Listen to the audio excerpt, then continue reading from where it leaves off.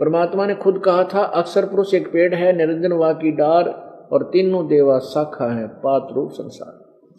अब यहां जड़ से आहार चलता है, जड़ से तना में आता है। ये तना कौन है? तना ये अक्षर पुरुष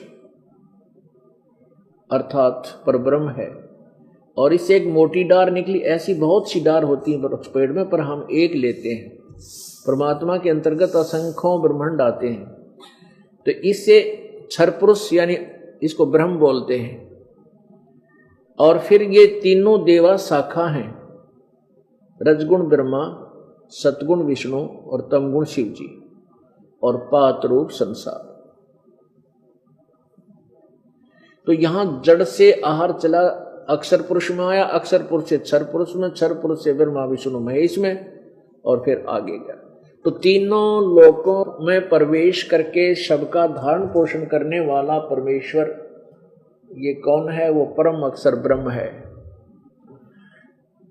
वो परम अक्षर ब्रह्म बनारस में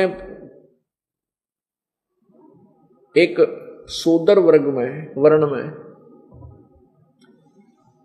और धानक जाति में, जुलाहा जाति में रहने के कारण जुलाहे की उपमा से सुशोभित हुए।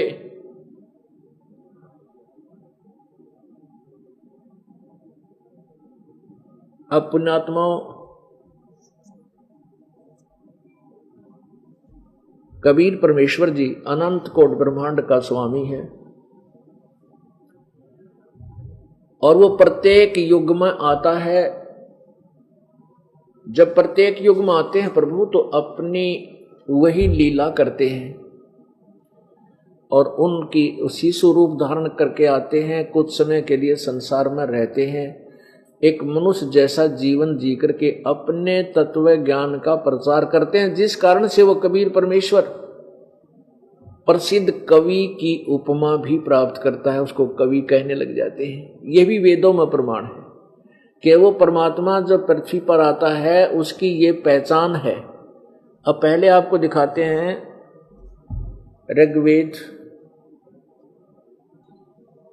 ऋग्वेद मंडल नंबर 9 और 10 से इकट्ठा ये जिल्द है, अनुवादित है। ऋग्वेद ये कहाँ से प्रकाशित है? प्रकाशक हैं सर्वदेशी कार्य प्रतिनिधि सभा, महर्षि सिद्धांत भवन, रामलीला मैदान, नई दिल्ली। ऋग्वेद आर्य भाषा भाष्य, महर्षि सिद्धांत सरस्वती कृत।